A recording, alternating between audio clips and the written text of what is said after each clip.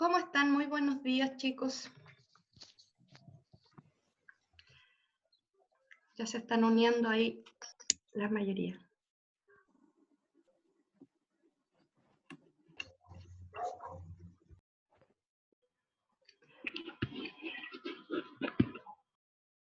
Bueno, nos reencontramos después de una semana en que no nos habíamos visto, ¿cierto? No la quiero llamar semana de receso porque sé que todos tienen sus trabajos y sus cosas pendientes. Nosotros también trabajamos. No nos vamos de vacaciones, ni mucho menos. Fue una semana bien ajetreada para mí la semana pasada. Me imagino que para ustedes también. Haciendo el trabajo, ¿cierto?, que tienen para mí y también otras cosas, me imagino, que les ponen otros profesores.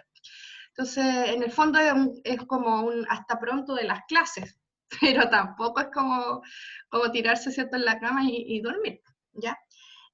Bueno, vamos entonces a retomar lo que habíamos empezado, ¿cierto?, la semana anterior, que tiene que ver con las figuras literarias, ¿ya? En el PPT que les puse en EVA y que ahora vamos a volver a ese PPT, hay 35 figuras, ¿cierto? Eso no significa que sean las únicas que existen. ¿Mm?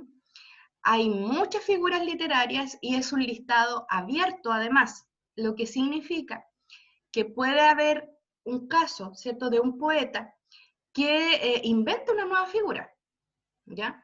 Entonces no podemos decir estas son las figuras y no hay más, ¿ya? Yo les estoy entregando cierto material de 35, pero que son las más conocidas, pero es muy probable, ¿cierto?, que por el camino de su formación docente, ¿cierto?, en los otros ramos de lírica, o también en sus lecturas autodidactas, vayan surgiendo nuevos conocimientos sobre la retórica. ¿Ya? Hay que recordar, ¿cierto?, que las figuras son instancias que heredamos, ¿cierto?, de la antigua escuela griega, ¿cierto? La retórica era el arte del bien decir, y hoy en día como un recordatorio de ese arte del bien decir tenemos las figuras, ¿cierto? Por eso sus nombres son medios extraños, porque no derivan del latín, ¿cierto? Derivan del griego.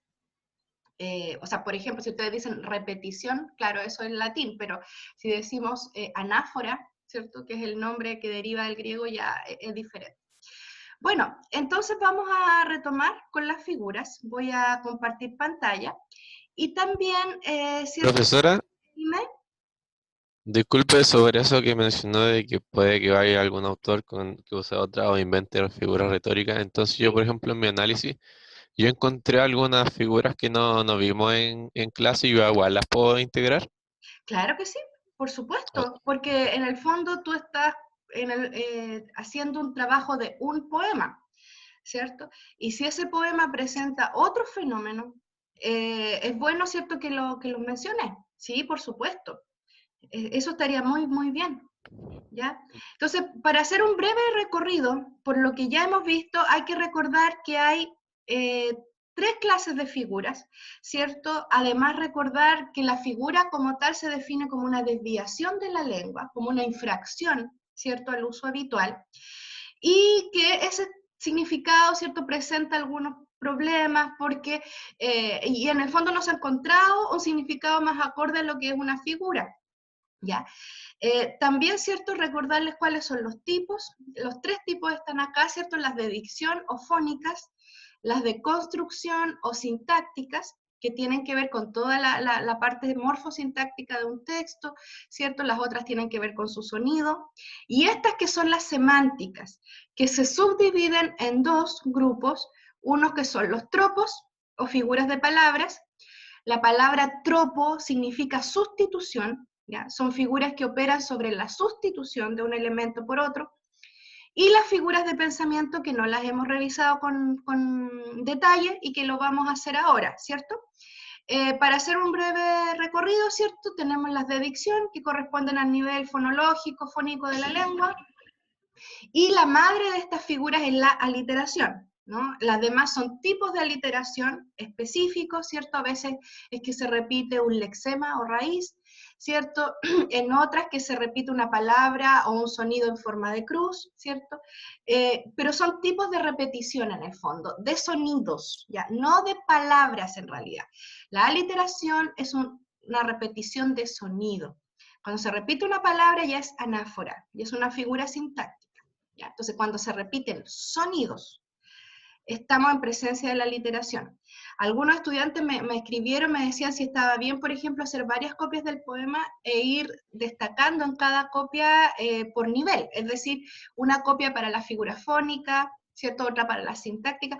Me parece una súper buena idea, porque así ustedes van también revelando el método de análisis que hicieron, y que tiene que ver, ¿cierto?, con, en primer lugar, dedicarse al sonido de este texto, cómo el texto suena, qué palabras están, mejor dicho, qué sonidos se están repitiendo. ¿Ya? Aparte de la rima, que ustedes saben que también es un fenómeno fónico, para captar todas estas figuras que tienen que ver con el sonido. Y luego una copia, por ejemplo, donde aparezcan las figuras sintácticas, ¿ya? Y destacando, ¿cierto?, la sintaxis, muy pendiente de las oraciones, chicos, por ejemplo, qué tipo de oración tiene este poema, si el poema es una oración larga y compleja, o el poeta va colocando más bien oraciones simples, que ustedes reconocen separadas por el punto y coma, y entonces, ¿cierto?, que ahí hay un estudio de la sintaxis, ¿no? ¿Cómo es esa sintaxis? Entonces, bueno, vimos algunas aliteraciones, luego vimos tipos de aliteraciones, que son las otras figuras fónicas, ¿ya? No sé si hay alguna pregunta sobre alguna figura, sería bueno que saliera ahora. Tenemos, ¿cierto?, este nivel sintáctico, atentos a la sintaxis del poema, aquí tienen que integrar los saberes, ¿cierto?, de gramática. La gramática les va a servir para todos sus cursos. Por ejemplo, en este, ¿no? Y en este curso, ¿cierto?, es importante que ustedes atiendan a la sintaxis del poema. ¿Qué tipo de oraciones son? Si el poema, por ejemplo, prolifera en muchos verbos, o más bien va trabajando con seuma, es decir, omitiendo el verbo. O si, por ejemplo, el poeta trabaja con muchos sustantivos, si está adjetivando todos los sustantivos o no, o los sustantivos aparecen puros. Eso no es en realidad una figura, pero sí ustedes con esa caracterización están dando cuenta de la sintaxis de su texto. Si hay una abundancia de sustantivos o de verbos, o más bien elipsis, ¿cierto? ¿Cómo trabaja el poeta la lengua en este nivel, ¿cierto? En este nivel morfosintáctico. Y entonces acá tenemos la de las figuras sintácticas, las que suprimen términos, ¿cierto? Que en el fondo son tipos de elipsis, ¿ya? Las figuras que repiten términos, ¿cierto? Aquí tenemos la anáfora o repetición. También las que enumeran, ¿cierto? Por eso, en ese sentido, repetición, porque hacen una serie, ¿no? Acá, ¿cierto?, tenemos el epíteto, que es un adjetivo innecesario, ¿cierto? Porque el mismo sustantivo está diciendo, por ejemplo, que las zarzas son espinosas. El polisíndeton, abundancia de conjunciones, la anadiplosis, que es la repetición al final y al principio de una palabra. El Profe, recárgano, ¿sí? Escucho. yo tengo una duda con la anáfora, que se supone que es la repetición de palabras, pero ¿en un verso o se puede en una estrofa? Ahí tengo mi duda. Ya, mira, lo que pasa es que vamos a la madre de las figuras de repetición, que es la anáfora. Si leemos la definición, es la repetición de expresiones al principio de varias frases o versos consecutivos. Se tiene que notar la repetición, ¿ya? Cuando la anáfora tiene una ubicación específica, que corresponde a otra figura, ya no habría que considerar la anáfora, ¿ya? Por ejemplo, el caso del... Esto es una anáfora, ¿no? Vemos al principio la repetición, pero si, por ejemplo, vemos esa repetición específica de la anadiplosis, que repite una palabra al final y otra al principio, ¿cierto? Voy aquí al ejemplo de anadiplosis, ya hay que considerarla con esa especificidad, ¿ya? Una torre, la torre, balcón, el balcón. Entonces, hay figuras que son, en el fondo, más generales, como la anáfora, y otras que son como hijitas de esas figuras, madre, y que son tipos específicos, ¿ya? Por eso yo les decía que la madre de la fónica es la aliteración. Todas son aliteración, ¿ya? Pero hay algunas que se llaman de otra manera porque son aliteraciones más específicas, ¿ya? Lo mismo pasa con las figuras sintácticas, por ejemplo, con la enumeración también. Todas son enumeración, pero hay una enumeración caótica, ¿no? Es un desorden. Y hay otra enumeración que va gradándose, que es el clímax, pero todas las tres son enumeración, ¿ya? Lo mismo pasa con la anáfora. Profe, ¿Sí? ¿y si se repite en el mismo verso? Hacia el lado, dices tú. Eso Sí, es una anáfora. Eso es una anáfora. Si la única, digamos, anáfora específica es la anadiplosis. Es la anadiplosis, porque estamos hablando, la anáfora es la repetición de palabras, ¿cierto? No de sonido. Cuando se repite un sonido, ya ahí estamos en el terreno de las aliteraciones. Pero cuando se repite una palabra, estamos en el terreno de la anáfora. Y ahí hay que ver si es una anáfora, digamos, que hay una repetición a lo largo del verso o hacia abajo, que como dice la definición de anáfora, eso es una anáfora, o cuando la repetición está de esta manera, que ahí sería una anadiplosis, ¿no? Al final y al inicio de cada verso. ¿Ya? Creo que es el único tipo de anáfora específica, ¿ya? Que repite palabras, ¿cierto? Pero específicamente al final y al principio de cada verso. Si es para el lado, es una anáfora. ¿Mm? Ahora, las que modifican el orden de la oración, ¿cierto? Y entonces acá tenemos esta cruz, el retruécano, ¿cierto?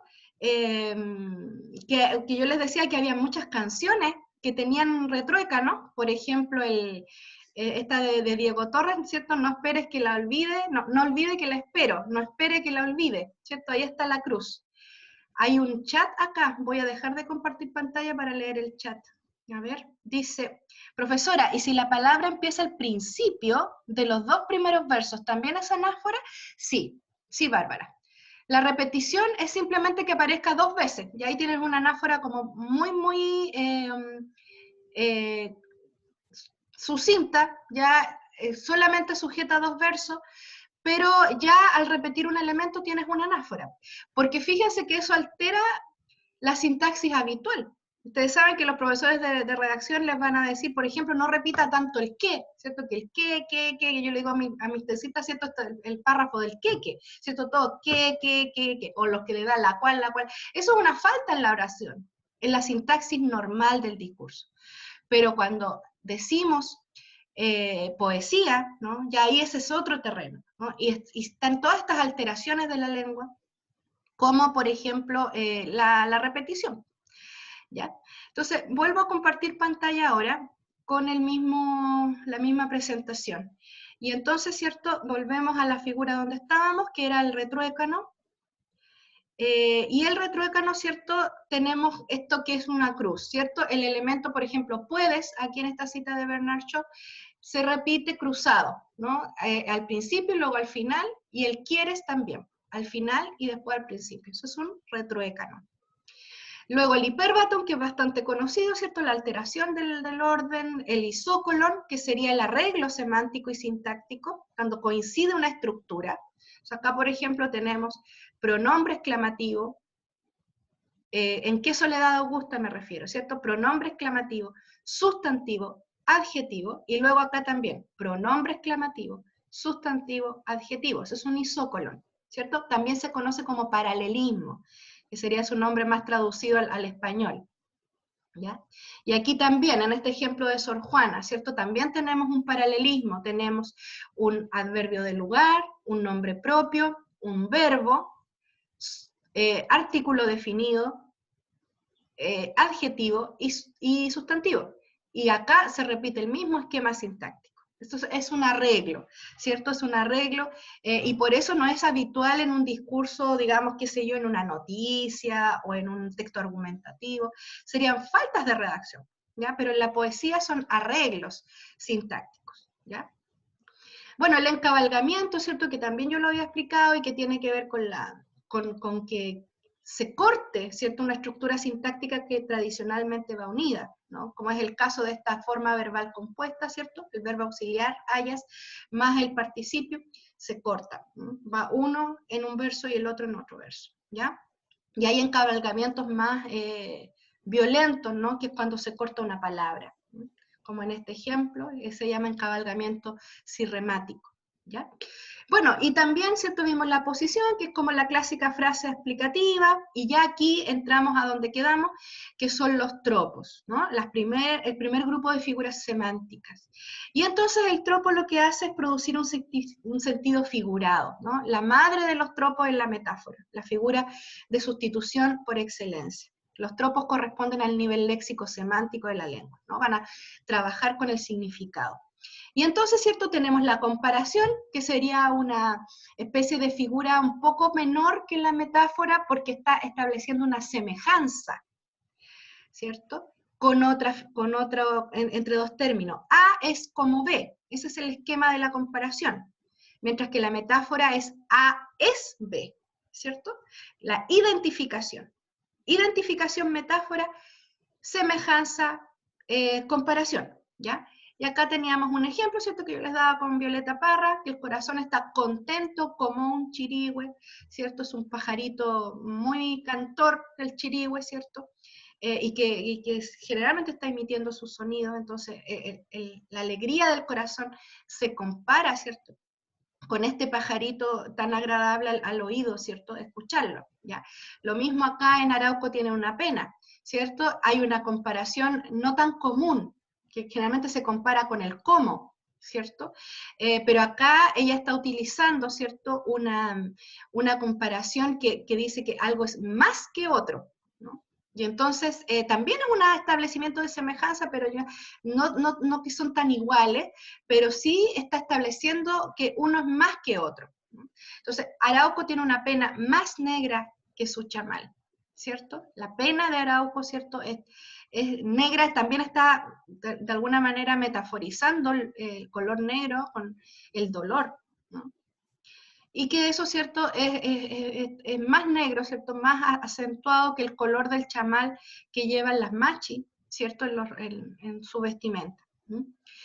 Bueno, la metáfora, ¿cierto?, impura, A es B, vida es río, acá en estos textos de Jorge Manrique, mar es morir, ¿cierto?, la identificación. Y también la pura, la metáfora pura o la imagen, ¿cierto?, que es cuando no aparece el elemento que le da el sentido, ¿cierto?, al elemento figurado, sino que aparece solo el elemento figurado, ¿no? Y el autor crea un contexto para que el lector entienda de qué se trata ese elemento figurado.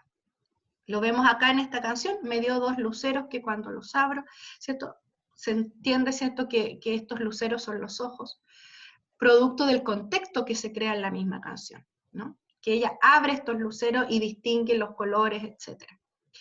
Bueno, la personificación, ¿cierto?, que se usa mucho en publicidad, por eso puse aquí estos monitos, ¿cierto?, que ustedes saben están personificándose para hacerse más agradable al comprador, ¿cierto? Por ejemplo, que los niños al ver a los M&M como amiguitos, ¿cierto?, compran estos dulces, ¿cierto? Los ven como amigables, se usa mucho en publicidad. Y entendemos la personificación, según Elena Bernstein, como una metáfora sensibilizadora, ¿ya? Esa es la definición que ella da, ¿cierto? ¿Por qué sensibilizadora? Porque elementos que son inertes o cosas que finalmente, cosas y seres que no son humanos, se animan, ¿no? Y entonces acá tenemos en Violeta Parra como ella ve a la luna como una mamá o como una nana, ¿cierto? Una abuelita quizás que va a cuidar a esta bebé que deja, ¿cierto?, ella mientras va a un viaje, ¿cierto? Entonces, dice la mamita luna, ¿cierto? La luna está siendo personificada por ella, ¿ya? Y aquí quedamos, ¿no? No sé si hay alguna otra pregunta de los tropos que ya vimos, ¿cierto? Vimos, volvemos atrás, vimos la comparación, vimos la metáfora pura e impura, la personificación, que es bastante conocida, ¿cierto? Y ahora vamos a la alegoría, ¿ya? No sé si hay alguna pregunta hasta el momento, o que justamente esto les haya gatillado, que están pensando en sus poemas, ¿cierto? Y quieren preguntar algo, no lo sé. Bueno, parece que por ahora no. Bueno, la alegoría es un sistema de metáforas, ¿ya? Por eso yo les digo que la metáfora es la mamá de todas estas figuras, y los demás son tipos de metáfora o metáforas encadenadas, ¿ya? Como es el caso de la alegoría, ¿ya? Se le llama metáfora continuada, y generalmente está compuesta de metáforas y de comparaciones. O sea, aparece a veces en un verso una alegoría, pero generalmente se da como un conjunto de elementos que se han trasladado de un sistema de código, ¿cierto?, a otra realidad, para darles un sentido. Para que quede más claro, miren esta imagen. ¿Qué representa esta imagen? Vemos aquí a un hombre anciano, aparentemente enfermo, y hay un esqueleto con una hoz que le está dando la mano. ¿Qué creen ustedes que representa esta imagen? La muerte. Perfecto. El esqueleto está representando la muerte y además a una muerte próxima, ¿no? Porque le está dando la mano, como que lo está invitando, ¿cierto? Como diciendo, vámonos juntos, ¿ya? Y entonces, claro, yo deduzco del cuadro que el sujeto está a punto de, ¿cierto? Y que este elemento, que es el esqueleto, que es bastante común, ¿cierto?, en la tradición desde la época medieval, está representando la muerte. Así funciona la alegoría, ¿ya? Hay un elemento concreto, la muerte, perdón, hay un elemento abstracto, que es la muerte, que tú no puedes ver la muerte, ¿cierto? O sea, tú dices, ya te presento la muerte, no, la verdad es que no la puedo ver, ¿ya? Es un elemento abstracto la muerte, que se representa en un elemento concreto, el esqueleto, ¿ya? O sea, porque al esqueleto yo lo puedo ver. Entonces, la alegoría es una figura medieval, básicamente medieval, se usó mucho en la Edad Media, y está justamente para representar conceptos que son tremendamente abstractos, muy difíciles de explicar, sobre todo a personas analfabetas en la época medieval, que más del 90% eran analfabetos, y entonces esta figura nace como una manera de explicar sobre todo cuestiones religiosas, ¿ya? Misterios muy antiguos y muy complejos, ¿ya?, para la mayoría de las personas que no sabían leer y escribir, ¿ya? Y así surge un teatro que es alegórico, ¿no? Un teatro religioso alegórico. Y entonces, por ejemplo, en este teatro, ¿qué pasaba? Que habían personajes que se vestían de una determinada manera y que actuaban para representar conceptos muy difíciles para el ser humano de entender. Supongamos el pecado. Y entonces el pecado, el actor se vestía de negro, ¿cierto? Y representaba, ¿cierto?, la maldad. La maldad, que es algo que yo no veo, es un elemento abstracto, ¿no? Nadie me puede decir, mira, ahí está la maldad, ¿no? Porque no se ve la maldad, no es un elemento tangible, ¿ya? Es intangible. Entonces, de esa manera se explicaban cuestiones muy difíciles para, por ejemplo, como los sacramentos, ¿ya?, o el mundo, la influencia del mundo, el pecado, la gracia divina, ¿ya? O sea, cómo explicarle a la gente la gracia divina. Entonces, ¿qué pasó? Que los frailes, ¿cierto?, de la época medieval creaban estos teatros para explicar esos misterios, ¿ya? ¿Cómo pasa esto en la poesía? De la misma manera, ¿ya? Hay un elemento concreto en el texto, o en esta, por ejemplo, en esta figura, ¿no?, en esta pintura, que representa un elemento abstracto, ¿ya? Representa la muerte y la muerte próxima, ¿no? Porque el esqueleto no está lejos de este hombre, ¿cierto? Está muy cerca. Entonces, representa un elemento abstracto, una idea abstracta, la muerte próxima, ¿ya? Y entonces, ¿cuál es el elemento concreto que representa esta muerte próxima? El esqueleto, ¿cierto?, invitando al sujeto, ¿cierto?, a tomarle la mano. Y más encima con la hoz, ¿cierto? Ustedes saben que la hoz también es una representación de la muerte en este contexto, ¿ya? Entonces, ¿cómo pasa a la poesía? Ustedes me imagino que recuerdan este poema de Juan Ramón Jiménez que vimos. Esto es una alegoría, porque la poesía o la inspiración poética es algo abstracto, ¿sí? O sea, no tiene forma, no tiene una forma física. Y Juan Ramón Jiménez elige representar sus estadios poéticos, o sus momentos, su relación con la poesía, con un elemento concreto, ¿no?, que ustedes saben es una mujer pura, vestida de inocencia, que él se enamora de esta mujer, pero luego esta mujer se viste de ropas lujosas y él la odia, ¿no? Y entonces cuando analizamos este poema, si ustedes se acuerdan, íbamos viendo cómo este traspaso, ¿cierto?, o esta transformación de este ser, femenino, representaba la poesía. Esa es la figura, o sea, esa es la palabra clave para entender la alegoría. Algo representa a algo. Es una metáfora específica que representa lo abstracto en lo concreto. ¿Mm? Y entonces la poesía llega a ser una reina. Aquí hablábamos, ¿cierto?, que quizá él emplea más cosas, digamos, más artificios poéticos, ¿cierto?, en cuanto a la moda, pero luego, ¿cierto?, él comienza a hastiarse, ¿cierto?, de este tipo de poesía, representado como una reina fastuosa de tesoro, y la mujer se empieza a desnudar, ¿no? Y aquí veíamos cómo el poema representa que la poesía vuelva a ser inocente, pura, vuelva a ser una poesía quizás más simple y por lo mismo más verdadera. Y entonces él dice que la poesía se queda con la túnica, o esta mujer se queda solo con la túnica. Vuelva a esta inocencia antigua.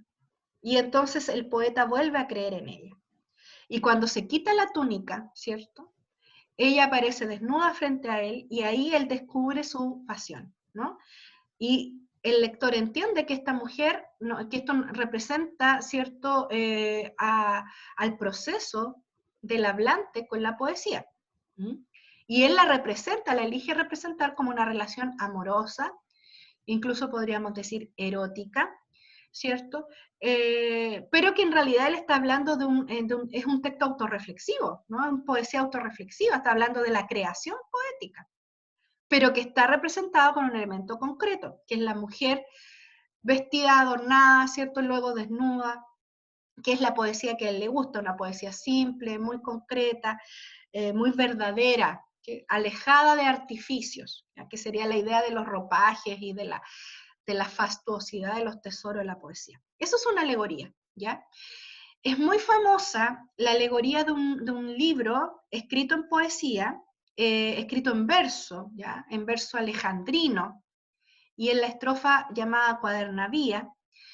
Es un libro que se llama Milagros de Nuestra Señora, y pertenece a Gonzalo de Berceo, que seguramente ustedes van a ver en español. ¿Qué pasa en ese libro? Pasa que hay una introducción donde lo que se poetiza es un jardín, ¿ya? Es un jardín y se habla del pasto, de la fuente, que de la fuente emanan cuatro pequeñas canales, ¿cierto? Por las cuales se distribuye el agua, que hay un árbol con fruto. Entonces, el lector, bueno, dice, esta es una bella descripción de un jardín, pero luego el poeta dice, y las cuatro fuentes son los cuatro evangelios. Y este árbol es la Virgen María, ¿cierto? Y los apóstoles están a la sombra del árbol. O sea, todo el jardín es un conjunto de elementos concretos que apunta a abstracciones, ¿ya? El poeta elige representar el evangelio o los cuatro evangelios, porque no es acá el libro, no es Mateo, Marcos, Lucas, Juan, sino es el mensaje de esos libros, que es algo abstracto, ¿cierto? O sea, ¿cómo podemos representar el mensaje del libro de Mateo, o de Marcos, o de Lucas o Juan? Bueno, y él lo representa a través de una fuente, que es un elemento concreto, de la cual manan cuatro canales, ¿cierto? Que llevan esta misma agua maravillosa y pura, ¿cierto? Que sería el Evangelio, y que es la misma fuente, salvo que son cuatro libros diferentes, ¿ya? Y quizás con distintos énfasis, etc. ¿Ya? Eso es una alegoría, es el traspaso de una abstracción en una concreción. Y por eso es un conjunto de elementos, ¿ya? Si volvemos a la descripción, ¿cierto? Es un conjunto de elementos figurativos, dice, usados con valor traslaticio, ¿ya? Y que guarda paralelismo con un sistema de conceptos y de realidades. O sea, hay dos sistemas acá. Pensemos en Berceo, ¿cierto? El ameno prado verde y florido, ¿cierto?, del cual habla, que representa conceptos y abstracciones del Evangelio y de la doctrina católica, ¿ya? Y entonces hay un sentido aparente o literal, el prado, y un sentido que en realidad es más profundo y que en realidad es el único que funciona y que es el alegórico, ¿no?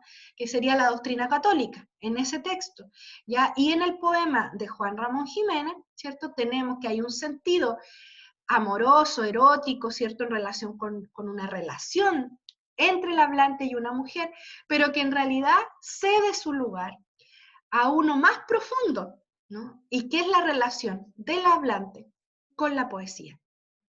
¿Ya? Eso es una alegoría y es un sistema, ¿ya? Generalmente es un sistema. Puede aparecer un elemento como bien básico, como en la foto, digamos, pero también aquí hay un sistema, ¿ya?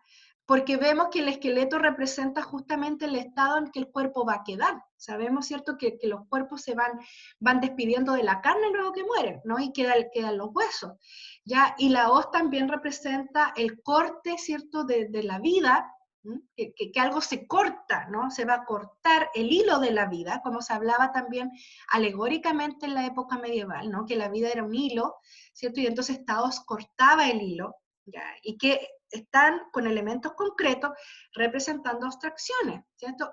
Que un hilo, que sea lo concreto, representa algo abstracto. La vida, ¿no?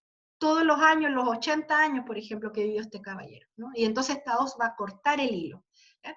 Es una alegoría del proceso de morir, ¿ya? No sé si les queda clara la alegoría, ¿ya? El mismo poema les va a indicar cuál es el sentido más profundo, como sucede en Juan Ramón Jiménez, que al final del texto, ¿cierto?, él indica hacia dónde va la cosa, ¿cierto?, que esta pasión de su vida no es en realidad una mujer, sino que esta mujer representa más bien este sentido, ¿no?, profundo de la poesía, ¿ya? Bien, ¿se entiende la alegoría o no? Espero que sí. Vamos a la metonimia, ¿ya? También es una metáfora específica, ¿ya? Por eso yo les digo que la metáfora es la madre de la figura. Es una sustitución también, y es una metáfora, un tipo de metáfora, donde los términos se relacionan, y esa relación puede ser causal, puede ser espacial o puede ser temporal. O sea, por ejemplo, si aquí hay ejemplos de la vida cotidiana. Si yo le digo a alguien, eres mi alegría, lo que le estoy diciendo es que en realidad esa persona me trae alegría. Entonces hay una sustitución. A es B, una X persona, ¿cierto? Es algo, ¿no? Y entonces, ¿cierto? Vemos acá que hay una relación que es más específica que la metáfora, donde los elementos simplemente se unen por la imaginación poética. Tus dientes son perlas, ahí hay una relación preexistente en la lengua, ¿cierto? Perlas es igual a dientes por su color, por su brillo, por su forma, ¿no? Pero acá la relación es causal, esa es una metonimia, ¿ya? También este verso bien famoso de una canción, ¿cierto? Voy a perder la cabeza por tu amor. ¿Ya? Cuando uno dice que pierde la cabeza, bueno, dice que pierde la capacidad de razonar. O sea, estoy perdiendo la cabeza, estoy perdiendo, como que me estoy volviendo loco, ¿cierto? Esa es la idea. ¿Ya? Y entonces ahí también hay una relación entre lo sustituido, ¿cierto? Que es la capacidad de razonar, con la cabeza, ¿cierto? Sabemos, ¿cierto? Por cualquier clase de biología, que el cerebro está ubicado en la cabeza, ¿cierto? Y que ahí, ¿cierto? Comienza el raciocinio, ¿no? Es el órgano que nos permite pensar. Y entonces, entre cabeza y capacidad de razonar hay una relación, ¿ya? Que es causal, o mejor dicho, en este caso espacial, ¿no? O sea, en la cabeza se ubica, por decirlo así, el raciocinio, ¿ya?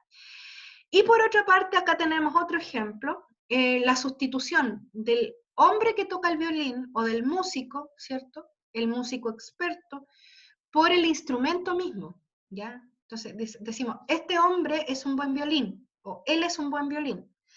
Y claro, aquí necesitamos del contexto, porque si yo ando en una tienda de música, ¿ya?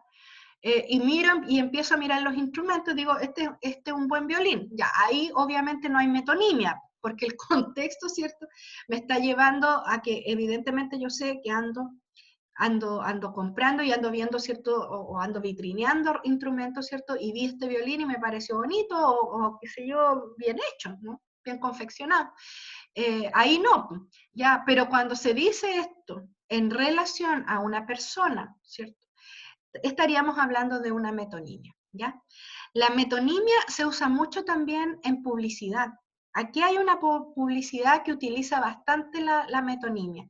sea, que esta es una metonimia. Entonces, me gustaría que miraran la foto de esta publicidad y que me dijeran cómo funciona la metonimia. ¿Ya? Pero antes de llegar a eso, pensemos en qué es lo que representa esta publicidad. Acá está escrito en inglés. Me imagino que ustedes saben qué dice acá. ¿Quién puede traducir esta oración?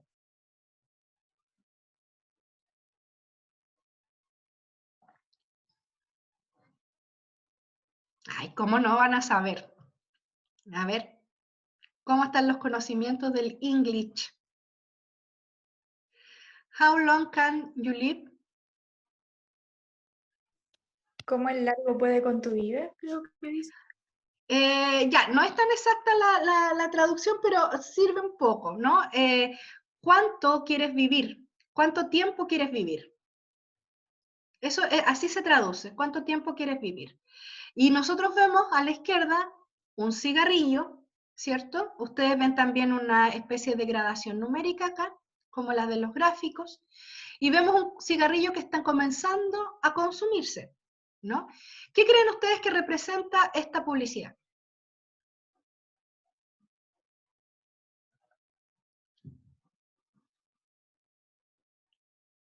¿Quién haría una publicidad así? ¿Los de los cigarros?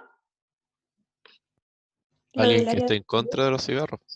Ya, perfecto. Imagínense a ver algún organismo, ¿qué organismo, por ejemplo, ya sea de este país o extranjero, podría producir un mensaje de esta característica? los hospitales. Ya, por ejemplo, ¿cierto? Organismos médicos, ¿no? La Organización Mundial de la Salud, por ejemplo. Ya, hemos dicho varias cositas bien importantes. Entonces, ¿qué representa el mensaje? ¿Cómo ustedes lo entenderían? Si en una parte me dice, ¿qué tanto quieres vivir? ¿O cuánto tiempo quieres vivir? También se podría traducir así. Y acá tenemos un cigarro a medio consumir, ¿cierto? Comenzando a consumir, y tenemos un gráfico, ¿cierto? Son tres elementos. Una oración, una imagen de un cigarro y luego un gráfico acá. O no un gráfico en realidad, una gradación numérica. ¿Qué mensaje entrega esto? Que fumar acorta la vida. Correcto. Que hay una relación, ¿cierto? Les voy a dejar a ustedes la tarea para saber qué relación es, ¿cierto? Causal, temporal o espacial. Díganme ustedes. Entre fumar y morir joven. ¿Qué tipo de relación es? Causal. Correcto. El cigarro es la causa de que se te acorte la vida. Perfecto. Y entonces es una metonimia. Descubrimos un elemento, una relación causal. Pero, ¿cuáles son los dos elementos? ¿Qué elementos se están sustituyendo? Pensemos, ese es un buen violín. Voy a perder la cabeza por tu amor, cabeza por capacidad de razonar. ¿Qué elemento sustituye y cuál es el elemento sustituido? Yo creo que quizá el gráfico sustituye la vida. La vida como tal, O sea, el tiempo de... No, el tiempo de vida. el tiempo de vida. Pensemos que llega hasta 60, ¿no? Entonces podríamos decir que a lo mejor una persona va a durar 80 años, ¿cierto? Pero podría haber durado 80 años, pero resulta que como fue fumador, llegó hasta 60 nomás. Podría ser un mensaje, ya, perfecto. Se está sustituyendo, ¿cierto? Y entonces, ¿cómo podemos entender los otros elementos de este mensaje? Profe, yo lo veo que a medida que el cigarro se va consumiendo, que eso como que representa la vida, pues, y se va consumiendo, entonces eso quiere decir que quedan menos años de vida. Por eso que los números están al lado de donde el cigarro se está consumiendo. Correcto. El que representa el largo de la vida es el cigarro, justamente, ¿cierto? Y como el cigarro se va consumiendo, ustedes saben que cada vez se hace más chiquitito el cigarro a medida que van piteando, ¿cierto? Eso significa que la vida se acorta. ¿Se fijan el elemento que se está sustituyendo? La vida corta sustituida por un cigarrillo, la forma, ¿cierto?, de este cigarrillo, y es una relación causal, ¿no? O sea, el cigarro es la causa de que a ti te pase eso, ¿no? De que tu vida sea más corta, ¿ya? Entonces, es una manera de crear conciencia seguramente de algún organismo de salud sobre este fenómeno. ¿Se entiende la metonimia o no? Saben que si es cosa de mirar los comerciales y hay mucha metonimia, ¿no? Y es un tipo de metáfora, la metonimia es un tipo de metáfora específica, donde la relación que hay entre los términos es causal, es temporal o es espacial, ¿ya? Y aquí viene otro tipo de metáfora. Y esta metáfora, generalmente los alumnos dicen, ¿es metonimia o es sinécdoque? ¿Ya? Y ahí está el tema. Seguimos haciendo la cajita más chica. La caja más grande es la metáfora. Luego hay una caja más pequeña que es la metonimia. Y dentro de la metonimia hay una caja más chiquitita que es la sinécdoque. La sinécdoque es un tipo de metáfora, pero también es un tipo de metonimia. ¿Ya? Es un tropo que se basa en la relación entre un todo y sus partes. La sinécdoque, para aprendérsela, es el todo por la parte. ¿Ya? Yo presento una parte como un todo o represento el todo por la parte. ¿Ya? Y entonces, como dice Bernstein, la existencia de un elemento está comprendida en la existencia del otro. Por ejemplo, si yo digo, pidió la mano de su novia, ¿ya? Evidentemente esto no lo entendemos de manera literal, ¿no? No entendemos, ¿cierto?, que alguien le va a cortar la mano a la novia y le va a entregar la mano, ¿cierto?, al pretendiente, pues sería como muy macabro, ¿cierto? Cuando se habla de esta expresión, que es como bastante antigua también, ¿no? Romántica, de pedir la mano, ¿no? Esa petición de mano se refiere, ¿cierto?, a que se está pidiendo la novia completa, ¿cierto? Se pide a toda esa persona, se pide autorización, ¿cierto?, para comprometerse con la persona entera, no con la pura mano. ¿Ya? Ahí vemos el todo por la parte. La mano representa a la novia. ¿Ya? Lo mismo, ¿cierto?, cuando pensamos en el otro ejemplo, 100 cabezas de ganado. Cuando dice, este ganadero tiene 100 cabezas, ¿cierto? Yo no estoy pensando que andan las puras cabezas flotando, ¿cierto? Pienso en el animal completo. ¿Ya? Entonces la sinécdoque representa esa parte, que es la parte, ¿cierto?, que es la cabeza, representa a todo el animal. ¿Ya? Y en el último ejemplo tenemos al revés, ¿cierto? El todo está representando a la parte. El mundo entero lo dice. Sabemos que no es literal. ¿Ya? Podemos decir, qué sé yo, el mundo entero dice que van a dar el otro 10%. ¿Ya? Pero no es que todo el mundo esté diciendo eso. ¿Ya? Yo he escuchado a lo mejor que en las noticias se dice, sé yo, y tengo ahí un par de ejemplos, podríamos decir 20, pero caigo en una especie de exageración, ¿no? Y digo, el mundo entero lo dice. En realidad estoy diciendo que cada persona anda hablando de esta situación. ¿Mm? Que es como un tema, un trending topic, podríamos decir hoy en Chile, ¿no? Esa es la sinécdoque, el todo por la parte. Y son tipos específicos de metáfora. Opera la sustitución, solo que es una sustitución bastante específica, ¿ya? En este caso, la sustitución es el todo por la parte. Entonces, siempre los alumnos se confunden si es sinécdoque o es metonimia. Entonces, yo les digo, miren, acuérdense, la sinécdoque siempre es que ustedes toman una parte que representa el todo, o al revés. Mientras que en la metonimia tenemos relaciones de otro tipo. Hay sustitución, pero porque un elemento es causal, ¿cierto? O hay una relación de espacio también, de que algo está en el mismo espacio, ¿cierto? O de tiempo, ¿ya? Pero no es del todo por la parte. Esa es la diferencia, ¿ya? Quizás, diría yo, son las figuras más difíciles de captar, ¿eh? La metonimia y la sinécdoque.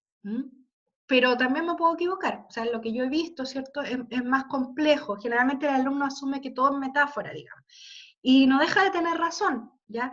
Pero hay que especificar y entender que hay metáforas más concretas, más específicas que otras, ¿ya? La sinestesia también se puede entender como la transposición sensorial, ¿ya? Es un tipo de metáfora que también se conoce como el desorden de los sentidos, ¿ya? El poeta Arthur Rimbaud es muy famoso por su sinestesia del soneto de las vocales, ¿no? Cuando él le asigna a la vocal, que es un sonido, ¿no?, le asigna un color, ¿no? Él dice, por ejemplo, que la A es negra, y entonces la asocia al color y lo asocia a una textura. Dice que la A es negra y es como las moscas, ¿no? Como que tiene la textura de las moscas, que ustedes saben que también son negras, ¿no? Entonces, la imaginación poética de Rimbaud ve la A negra. Podríamos hacer ese ejercicio, por ejemplo, yo les digo, cierren los ojos y díganme de qué color ven las vocales. Si ven la A de un color, la E de otro color, la I de otro color. Entonces, ese soneto, vocales, le asigna de manera bastante arbitraria y de acuerdo a la imaginación poética del autor, ¿cierto?, un color a la vocal, ¿no? Y entonces él empieza a decir que escucha el color de la vocal, y entonces que el zumbido de las moscas es el sonido de la A. Entonces hay un desorden ahí, en el sentido que la A, que es un sonido, y quizás incluso podríamos decir es una forma, tiene color de repente. Entonces, ¿por qué una vocal tendría un color específico? Es una sinestesia, es un desorden, pertenece a distintos registros sensoriales, ¿ya? Y entonces, por ejemplo, acá hay otros casos. Este verso de Quevedo: escucho con los ojos a los muertos. Ustedes saben que los ojos no son para escuchar, los ojos son para ver. Y entonces, ¿cierto? Como aparece, ¿cierto?, en el cuento de Caperucita Roja, ¿cierto? ¿Qué ojos tan grandes tiene? Son para mirarte mejor, ¿no? Pero acá hay un desorden sensorial. Los ojos se transforman en una especie de oreja, ¿no? Y con ello está escuchando a los muertos, ¿no? Y hay un desorden. Entonces uno podría preguntarse acá a nivel semántico, ¿qué quiere decir esto? ¿Que lo está escuchando y viendo, por ejemplo? A lo mejor el poeta está haciendo alusión a una experiencia, ¿no? El hablante, ¿no? Y que esta presencia de los muertos es tan fuerte para él, que no solamente escucha, sino que los ve. Y aquí hay otro ejemplo de Lope de Vega, que por ahí hay una compañera de ustedes trabajando con Lope, ¿cierto? Dos cosas despertaron mis antojos, extranjeras no al alma, a los sentidos. Aquí hay una elipsis, ¿se fijan? Se sacó un conector. Marino, el gran pintor de los oídos. Y Rubens, el gran poeta de los ojos. Me imagino que conocen ustedes estos pintores, sobre todo Rubens, que es más conocido, ¿cierto? Y entonces Rubens es un pintor, ¿ya? Y entonces dice, acá él desordena esto, ¿no? Y dice que Rubens es un poeta de los ojos, con lo que quizás quiere hablar de la cualidad extraordinaria de Rubens, ¿cierto?, para colocar en un lienzo, ¿cierto?, una imagen real. Y entonces que él con su pintura estaría haciendo poesía. Es una sinestesia, es un desorden sensorial. Yo digo que escucho con otra parte que no es la oreja, o que veo con otra parte que no es los ojos, o que toco algo, pero en realidad lo estoy viendo, ¿no? Son tipos de sinestesia, ¿ya? Esta es otra figura, es el oxímoron, ¿ya? Y es una relación entre dos antónimos, y el oxímoron consiste en colocarlos juntitos, ¿ya? Colocar juntitas estas dos frases o palabras que son antónimos, y con ellas se crea una realidad que es solamente lingüística, ¿ya? Solamente lingüística, que es imposible que exista en la vida real. Un oxímoron no tiene un alcance real, ¿ya? Solamente puede existir en la lengua porque hay demasiada contradicción entre los elementos que la conforman, ¿ya? Por ejemplo, el poema de Neruda que se llama Galope Muerto, ¿ya?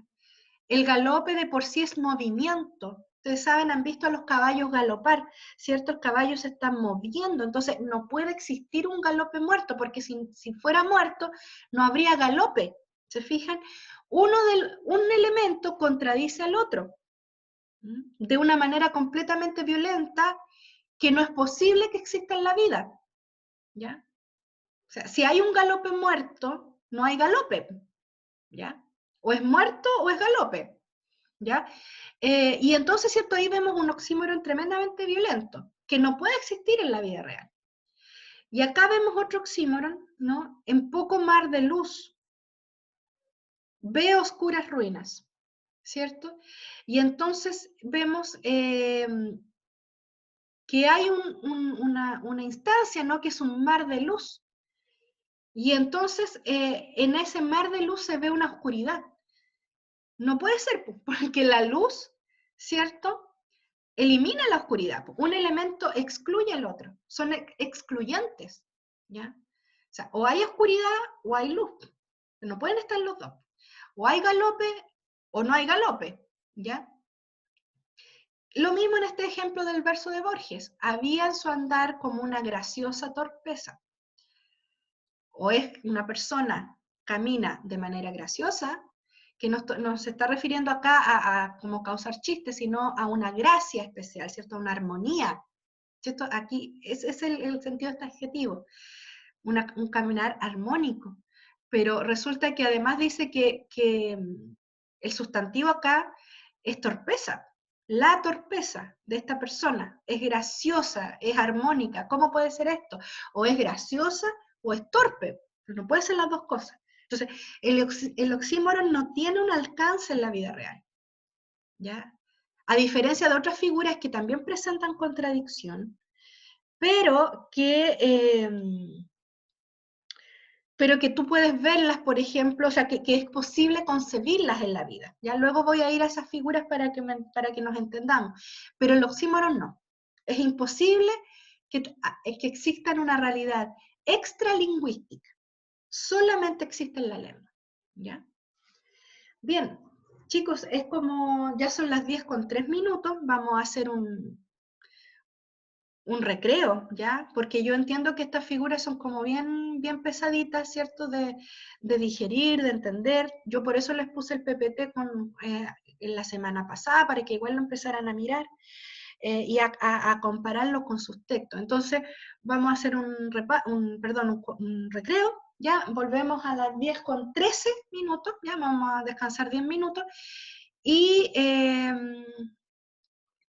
y vamos a retomar con las 6 figuras que nos faltan, ¿ya? También vean si hay alguna pregunta y que yo les pueda contestar también para ayudar en sus trabajos, ahí me dicen, ¿ya? Dejamos hasta aquí y retomamos en 10 minutos más.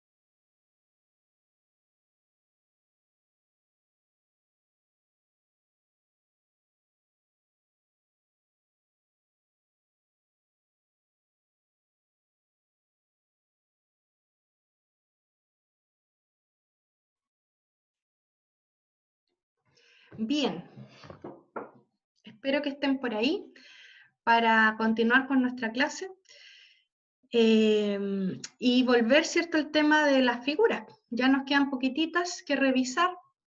Por supuesto que entender las figuras y encontrarlas en los textos es un trabajo bien arduo y de toda la vida, digamos, ¿ya? Por lo tanto, creo que este curso da como el puntapié inicial, por decirlo así, a un trabajo que yo creo que para ustedes va a ser de años, porque todos los profes, ¿cierto? Tenemos que enfrentarnos a ellas y enfrentarnos de una manera que podamos enseñarlas, ¿no? Entonces, ahí está la tarea, por ejemplo, de empezar a buscar en canciones, en cosas que los chicos tengan como muy cerca, sus futuros estudiantes, eh, ejemplos, ¿ya?, que ayuden a entenderlas, porque sé que no son muy sencillas, ¿ya? Así es que tomen este curso siempre como este primer puntapié inicial, ¿cierto?, para la lírica, las bases, ¿cierto? Pero es probable que este conocimiento tenga que ir creciendo en los otros cursos, y con el tiempo ir pensando mejor, ¿cierto? Y reuniendo un banco de ejemplos para moverse, ¿cierto?, en sus clases y enseñarlas de la mejor manera posible, ¿ya? Bueno, estábamos hablando del oxímoron, chiquillos, ¿cierto? Y la mejor manera de entender el oxímoron es decir que es una realidad únicamente existente en la lengua, porque son términos excluyentes. Un significado excluye al otro, ¿ya? Si hay muerte no puede haber galope, si hay galope no puede haber muerte, ¿cierto? Y todos los elementos que hay aquí se excluyen, ¿cierto? La gracia es el antónimo de la torpeza. Por lo tanto, decir graciosa torpeza es crear una realidad solamente en la lengua, ¿no? Que es muy difícil, ¿cierto?, de asumir en la vida real. Bueno, ese es el oxímoron, ¿ya? Y quiero avanzar. Esta es más, me imagino, más conocida para ustedes, que es la hipérbole, la exageración, ¿no? La exageración, que es en el fondo subrayar el elemento, uno de los elementos, ¿cierto?, como para darle una trascendencia en el poema. Incluso esta exageración trasciende lo verosímil, resulta inverosímil, ¿no? Acá vemos algunos ejemplos, ¿cierto?, en la presentación. Dice que se roía los codos del hambre. O sea, es imposible, ¿cierto?, que se empiece a comer el codo en términos literales, ¿no? Y hay una exageración. O también puede ser una disminución, la hipérbole, ¿cierto? Más despacio que una tortuga, que también sería una exageración. Puede que una persona, ¿cierto?, camine lento, pero no tanto como una tortuga, ¿no? Bueno, acá también vemos una imagen de una hipérbole en la publicidad, ¿cierto? Vemos una mano, y si ustedes se fijan, acá en la mano se ubican una serie de vehículos y de personas que son personas que tienen una vocación de servicio, ¿no?, que ayudan. Está la Cruz Roja, ¿cierto?, personal de salud, que están atendiendo al parecer un suceso ocurrido. Y entonces, ¿cierto?, vemos que la hipérbole se da en que se exagera el tamaño de una mano. La mano termina siendo el piso o el soporte, ¿cierto?, de estas personas y de estos vehículos, queriendo enfatizar la vocación de servicio, ¿cierto?, de estos profesionales, ¿ya? Es una hipérbole, la exageración. Y aquí hay muchas hipérboles. De hecho, la hipérbole es una figura bastante común. Tomé algunas tanto de la prosa como de la poesía, ¿ya? Por ejemplo, de Garcilaso, ¿cierto? Con mi llorar, las piedras enternecen su natural dureza y la quebrantan, ¿cierto? Es imposible que la piedra pueda ceder en su dureza, ¿no? Y que eso lo haya causado el llanto, ¿no? O sea, es tanto el dolor de este hablante, ¿cierto?, que se enternecen las piedras, ¿ya? O en el caso de Miguel Hernández, ¿cierto?, el poeta español, no hay extensión más grande que mi herida. Una exageración, ¿no? Como la herida no puede ser más grande que el planeta, por ejemplo, o cualquier otra cosa. O sea, esto no hay que entenderlo de una manera literal, sino hay que entender que aquí el poeta está mostrando, ¿cierto?, en su hablante un dolor tan tremendo que para el hablante, ¿cierto?, su herida es de un tamaño mayúsculo, más mayúsculo que cualquier otra extensión, ¿ya? Y también un ejemplo tomado de García Márquez, que ustedes saben también es bastante prolífico en hipérboles. No hay que olvidar, ¿cierto?, que en la narrativa también pueden haber figuras, salvo que en la poesía se manifiestan más, ¿ya? Entonces, por ejemplo, dice que el dictador había sido tan grande, su poder, ¿cierto?, que alguna vez preguntó ¿qué horas son? Y le habían contestado las que usted ordene. O sea, la capacidad de manejar el tiempo, ¿no? Sabemos que el tiempo es algo que el ser humano no puede manejar, no puede detener el tiempo ni volverlo atrás. Y en este caso, ¿cierto?, el autor exagera mostrando, ¿cierto?, que este poder es tan tremendo, ¿cierto?, el del dictador, que tiene esta capacidad, ¿cierto?, en primer lugar, de tener esta actitud servicial o casi de esclavo, ¿cierto?, de sus subalternos, y además, ¿cierto?, de que ellos le reconocen hasta el poder de manipular el tiempo, ¿no? La hipérbole, la exageración. Cuando, por ejemplo, también hay un poema que es muy famoso, ¿cierto?, de Quevedo, érase un hombre a una nariz pegado. O sea, la nariz es tan grande, ¿cierto?, que incluso es mayor de tamaño que el propio hombre. Evidentemente es una exageración, aquello es una caricatura de un poeta, ¿cierto?, que Quevedo odiaba, que era Luis de Góngora, con el cual tenía una gran rivalidad.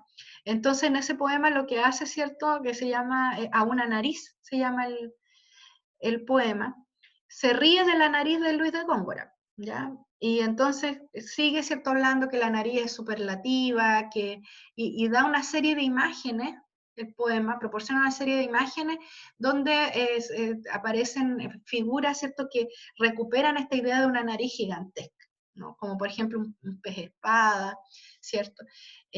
O una pirámide al revés, ¿cierto?, que sería esta idea de una tremenda nariz, ¿ya? Y eso, ¿cierto?, como una forma de caricaturizar, ¿cierto?, y ridiculizar también a su rival, ¿ya? Luis de Góngora, su rival poético. Se tenían mucha mala los dos, ¿cierto? Se odiaban. Y entonces, ¿cierto?, Góngora también le dedica una serie de poemas ofensivos, ¿cierto? Y Quevedo también por su lado le responde, ¿ya?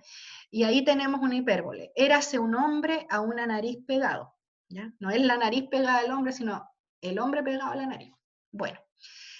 Y entonces, ¿cierto? Esas son las figuras que podemos llamar los tropos, ¿ya? Las más destacables, ¿ya? La hipérbole, el oxímoron, la sinestesia, la sinécdoque, la metonimia y la alegoría. La personificación, la metáfora, la comparación, ¿cierto? Ahí están los tropos más frecuentes. Y vamos a ver el último grupo de figuras, que son las semánticas. Y las semánticas lo que hacen, ¿cierto?, no operan por sustitución, como los tropos, sino que van a presentar una idea. Son figuras que presentan una idea y que en el fondo juegan con el marco lingüístico textual, crean un contexto para entender estas ideas, ¿cierto? Muchas veces dicen lo contrario de lo que se quiere decir, ¿no? Y para eso crean un contexto que explica. Son figuras de pensamiento por una cosa bien simple, ¿no? Lo que buscan apelar al raciocinio del lector, hacerlos pensar, ¿ya? En el sentido de estar entendiendo cuáles son las ideas que hay detrás, ¿ya? Y entonces esta es la más básica, la ironía, que es justamente una figura de pensamiento que opone lo que se dice a lo que realmente se quiere decir, ¿ya? Entonces, por el tono muchas veces o por el contexto, yo comprendo que en realidad lo que se quiere decir es lo contrario, ¿cierto? Pues supongamos que estuviéramos en tiempos presenciales, ¿cierto? Y llega un montón atrasado y digo, chuta que vienen llegando temprano, ¿ya? Les dije, vienen llegando temprano, pero mi tono y el contexto dice que el significado es totalmente contrario, ¿ya? Que yo le estoy queriendo decir, oye, vienen súper atrasados y además estoy manifestando mi molestia frente a esa situación, ¿no? Entonces, la ironía se define como decir lo contrario de lo que realmente se quiere decir, ¿ya? Y entonces, ¿cierto? Acá vemos algunos ejemplos de la poesía, ¿cierto? Y obviamente, para entender una ironía siempre hay que tratar de ver cuál es el contexto, ¿no? Y entonces dice, y vi algunos poblando sus calvas, sus peladas, ¿cierto? La gente, los hombres sin pelo, con cabellos que eran suyos solo porque los habían comprado, ¿cierto? O sea, un pelado que se pone una peluca. Y entonces, bueno, hay una ironía acá, ¿cierto? Al decir que en el fondo el cabello no es de ellos. O sea, se está diciendo el cabello es de ellos, pero en realidad solo es de ellos porque compraron una peluca, ¿ya? Y en ese sentido hay una ironía, porque al cabello solamente lo consideramos nuestro en realidad, o el cabello más nuestro, más genuino, es aquel que nos crece naturalmente. Si yo intervengo eso comprando, por ejemplo, una peluca o un bisoñé, ¿cierto? Como se usaba en la época de Quevedo, es atentar un poco contra la naturaleza, ¿cierto? En el sentido de que se está creando, ¿cierto? Un contexto de que un hombre tiene pelo cuando en realidad no tiene pelo, ¿ya? Y esto Quevedo lo dice en el contexto de un poema donde él se está riendo de hombres mayores que andan a la casa de niñitas muy jóvenes, ¿ya? O sea, Quevedo es un poeta tremendamente irónico, o sea, si hay ironía en algún poeta es en Quevedo, muy sarcástico, que critica mucho a la sociedad de su época. Y entonces una de las cosas que sucedía en la época de Quevedo es que había hombres muy mayores, por ejemplo, cincuentones, ¿ya? Que andaban, ¿cierto?, buscando esposas entre niñitas de 15 y 16 años, ¿cierto? Y entonces se amononaban, ¿cierto?, se arreglaban para presentarse ahí frente a niñas, a veces, ¿cierto?, eran hombres de dinero y que iban, ¿cierto?, a buscar niñas a familias humildes, ¿cierto? Entonces presentaban una situación económica estable, muy buena, ¿cierto? Y además, eso, ¿cierto?, como una manera, en el fondo, de comprar una esposa joven, ¿ya? Y entonces, ¿cierto?, Quevedo se ríe de la forma, ¿cierto?, en que estos hombres se arreglan para ocultar su avanzada edad frente a una joven realmente casi puber, ¿cierto? Riéndose de esta costumbre, también riéndose de una manera bastante amarga, ¿cierto? De cómo muchas familias entregaban sus hijas a hombres que podrían bien ser sus abuelos, ¿cierto? Y entonces aquí está la ironía, ¿no? Que el cabello es suyo solamente porque lo compran. Y lo mismo acá en Quevedo, ¿cierto? Honrar padre y madre, dice él, siempre les quita el sombrero. Y aquí está jugando, ¿cierto?, con esta costumbre de su época, que por respeto, ¿cierto?, los hombres se sacaban el sombrero frente a una figura de respeto, de autoridad, ¿ya?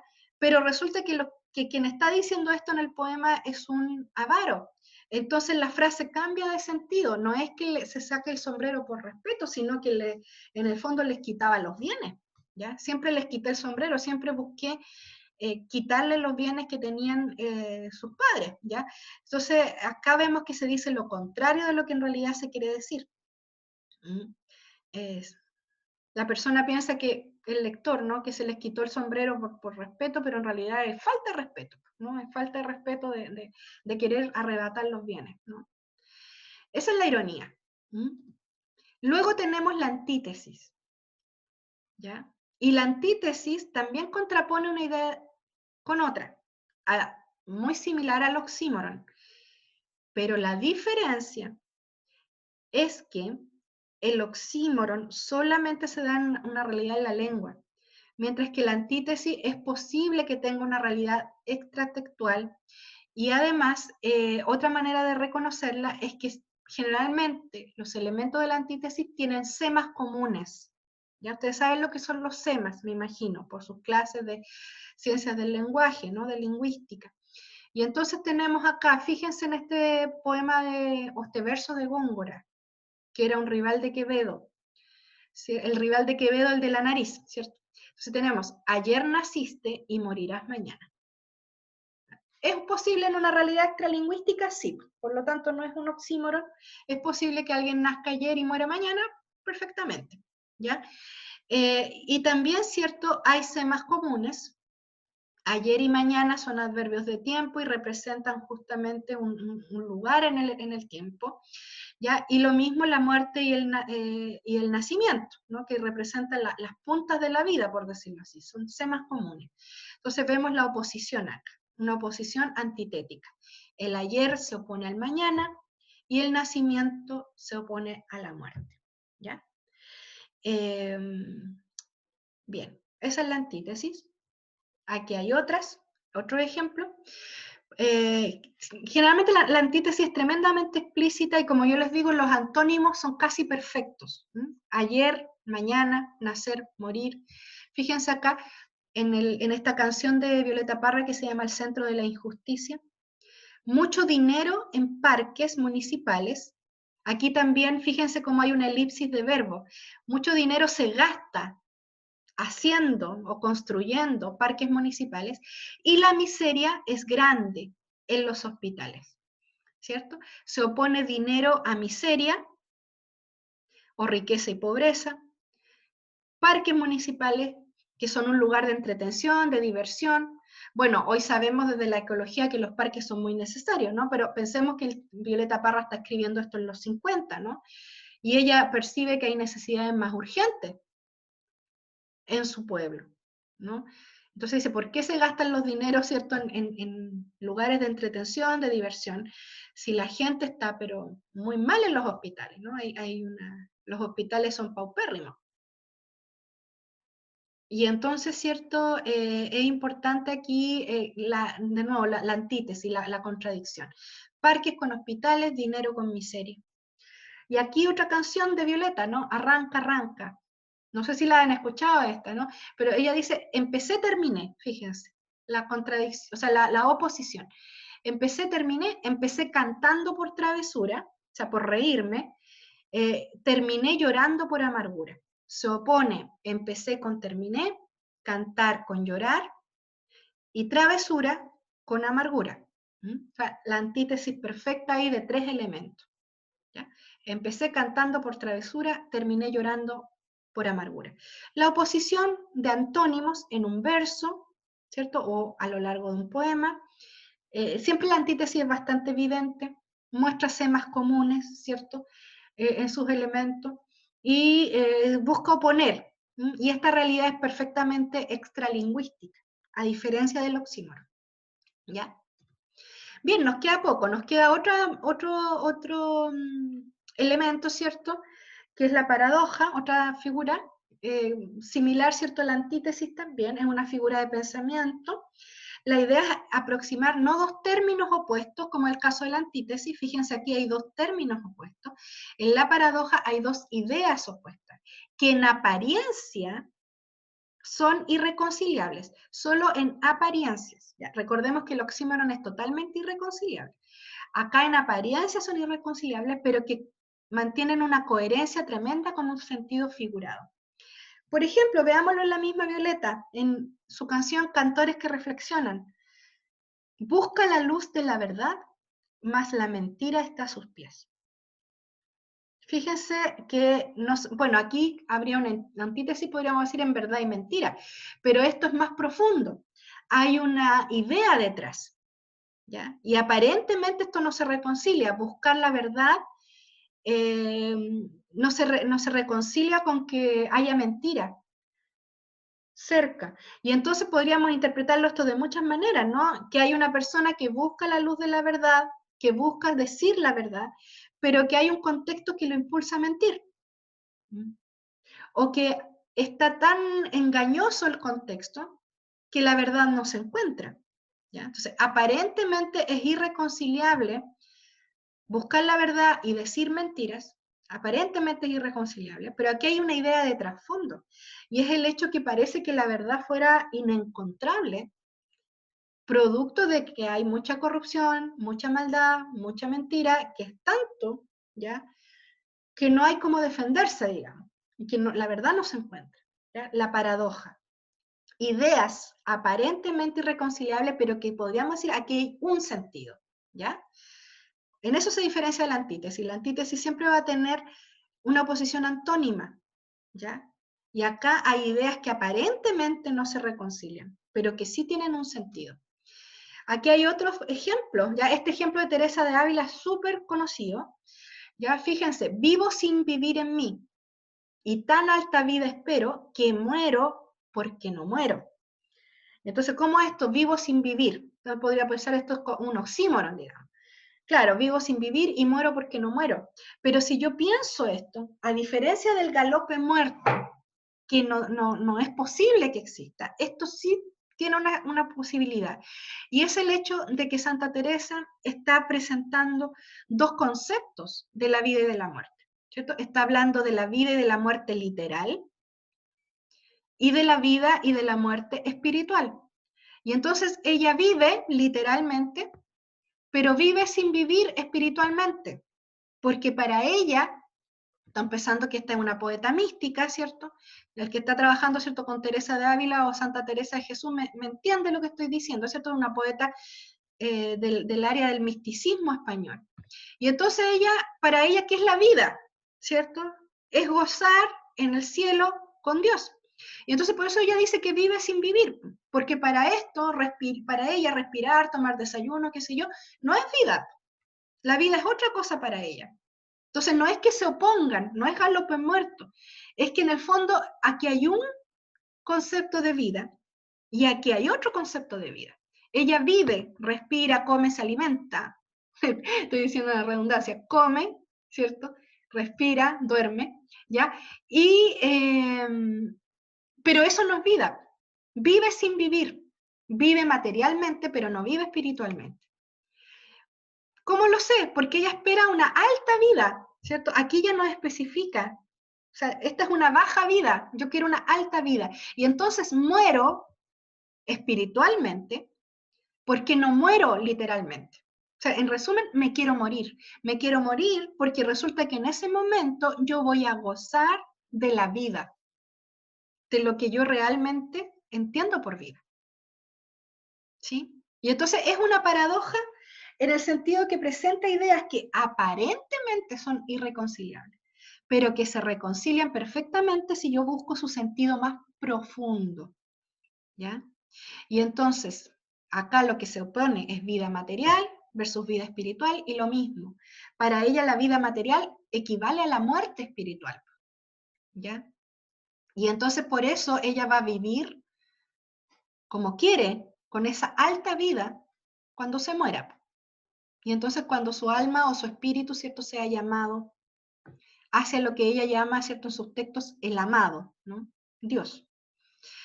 Esa es Teresa de Ávila, ¿ya? Y acá tenemos otra paradoja de Neruda.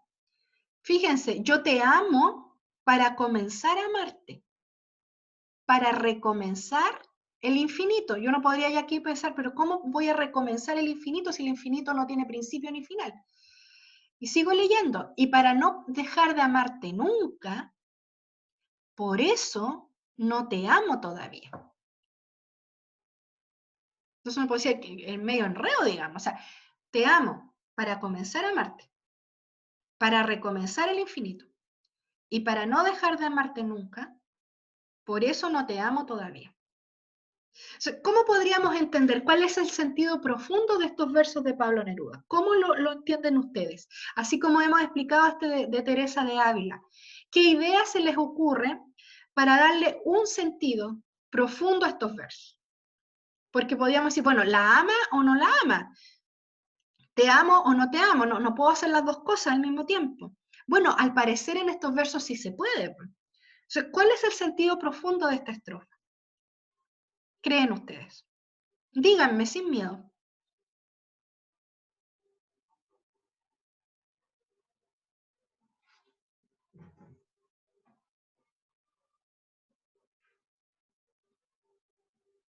Espero que hayan vuelto del recreo, ¿eh? Porque yo me puse a hablar. ¿Sí? Es como, es que es una contradicción, o sea, por eso es la paradoja, porque la ama para estar siempre amándola, pero al mismo tiempo, para no dejar de amarla, no tiene que amarla. Entonces se contrapone. Profe, pero ¿qué pasa si es solamente un verso? ¿Puede existir una paradoja de un solo verso? Por supuesto. Como yo te amo para comenzar a amarte, o a mí me pasa con mi poema que dice, te odio con el odio de la ilusión marchita. Y no sé si sea una paradoja porque te odio con el odio, igual es redundante, pero no sé si sea una paradoja.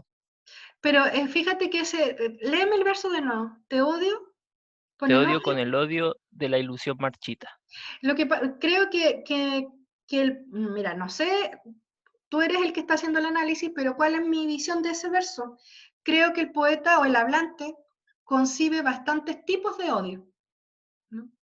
Y está especificando que está odiando a alguien o a algo, no lo sé, de una manera bastante específica, ¿cierto? Que es como se odian las ilusiones marchitas, o sea, como una especie de frustración, ¿no?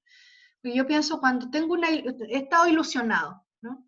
Y por alguna razón esa ilusión se marchita, que es una imagen también metafórica, porque las que se marchitan son las flores, ¿no?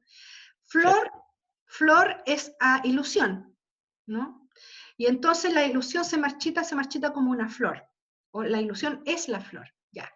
Y entonces, ¿cierto? Quiere decir, me da la impresión a mí, no es una paradoja, creo yo, sino que el poeta está, bueno, haciendo esa metáfora y además está especificando cuál es ese odio, ¿ya? Porque está relacionando, creo yo, el odio con la frustración, con el fracaso también, ¿no? Y habría que estudiar ese poema quizás en una especie de relación metonímica, si hay una relación de causalidad entre el odio y la desilusión, ¿ya? O sea, ¿por qué el poeta los ve tan próximos? ¿Cuál sería la causa? Creo yo. Eso diría yo, no lo veo como una paradoja. Y Ya. acá, en el caso de lo que tú me estás diciendo, si puede haber una paradoja en un solo verso, por supuesto, pues si este verso que hemos leído, esta mini estrofa de Santa Teresa, tiene dos paradojas, vivo sin vivir y muero porque no muero. Lo que pasa es que las he integrado acá como una sola para que se entienda todo el contexto, pero si lo miramos verso a verso, claro que hay dos, ¿ya? Entonces, ¿puede haber una paradoja en un solo verso? Sí. Ahora, en el caso de los versos de Neruda, claro, es la idea que decía su compañero, ¿no? Es como la necesidad del hablante de querer que este amor sea eterno, ¿no? Pero también creo yo, no sé qué pensarán ustedes, de marcar ciertos momentos del amor que son extremadamente hermosos, como por ejemplo el comenzar a amar a alguien, que no es lo mismo que amar a alguien ya que se ama hace 2 años, ¿se fijan? O sea, volvemos al tema de la ilusión, ¿no? Que apareció a propósito del poema de su compañero. O sea, comenzar a amar, comenzar a ilusionarse con alguien, ¿no? Es un momento bastante especial, ¿ya? Y que es muy distinto del amor que a lo mejor se tiene ya en una pareja bastante estable, ¿ya? Y entonces, ¿cierto? También hay un temor, creo yo, del hablante, de que el amor tiene quizás fecha de caducidad, ¿no? Y entonces la necesidad de no amar tiene que ver con eso, con mantener el amor. Entonces la idea aquí de base es que este amor se prefiere, se anhela eterno, ¿no? Y el comienzo y el término del amor, antojo del poeta, ¿cierto? Eso de que yo quiero comenzar a amarte ahora. Y yo no quiero amarte, y yo no quiero dejar de amarte, por eso no te amo todavía. ¿Ya? Ese antojo de querer manejar el tiempo tiene que ver con el anhelo de manejar los tiempos del amor y de hacerlos eternos, de prolongarlos todo lo posible. ¿Ya? La idea es, quiero amarte siempre. Y por eso, ¿cierto? Fíjese que el hablante ni siquiera aspira al amor correspondido, ¿no? Es un tema de él nomás. A lo mejor él teme dejar de amar a esta persona, ¿ya? Porque quizás fue voluble en el pasado o tiene historias donde también él amó mucho profundamente y después ya se olvidó de esa gente, ¿ya? Entonces, a lo mejor tiene miedo también, ¿no? De vivir ese mismo proceso de desilusión, de término de la relación, ¿ya? O si es que hay relación, digamos, ¿ya? Y entonces tiene este temor, ¿no? Hay un temor a la caducidad de los sentimientos. Y quisiera manejar el tiempo de tal manera de prolongar sus sentimientos por la persona escogida, ¿ya? Es mi visión, por lo menos, de los versos, ¿ya? O sea, la paradoja. El tema es que esta figura siempre nos va a hacer pensar, ¿no? Cada vez que ustedes vean una contradicción, revisen al tiro, ¿cierto? Es un oxímoron, o sea, aquí opera por tropo, hay una realidad que no es reconocible en la vida diaria, o es una antítesis, simplemente es una oposición de elementos, ¿ya? Que tiene perfectamente un alcance en la vida real y que simplemente son semas comunes, ¿cierto?, que se oponen. O la paradoja, ¿no? Es una figura que nos invita a pensar y que aún, a pesar de la aparente contradicción, hay un sentido profundo, ¿ya? Un sentido profundo, donde, ¿cierto?, el hablante aparentemente está en contradicción, pero no está en contradicción, ¿ya? Si es el caso de la paradoja, aparentemente, a diferencia de la antítesis, donde sí hay una contradicción. ¿Mm? Ya, nos queda poquito. Esta es fácil, la figura retórica. Simplemente cuando hay una especie de teatralización en el poema, porque el hablante finge preguntarle al receptor, ¿ya? Esa pregunta puede tener respuesta o no. El punto cierto es que está este elemento que es netamente retórico y que quizás introduce al diálogo con el receptor. Y da por hecho, por supuesto, de que el receptor contesta la pregunta de la misma manera que el emisor, ¿ya? O sea, espera en el fondo encontrar en el receptor una especie de complicidad. ¿Mm? Entonces, por ejemplo, acá Pedro Salinas, este poeta, dice, ¿serás, amor, un largo adiós que no se acaba? ¿Mm? Entonces, como que él está esperando que el receptor le diga, sí, en realidad el amor es un largo adiós que no se acaba, ¿no? No es para que le digan, no, no, el amor no es así.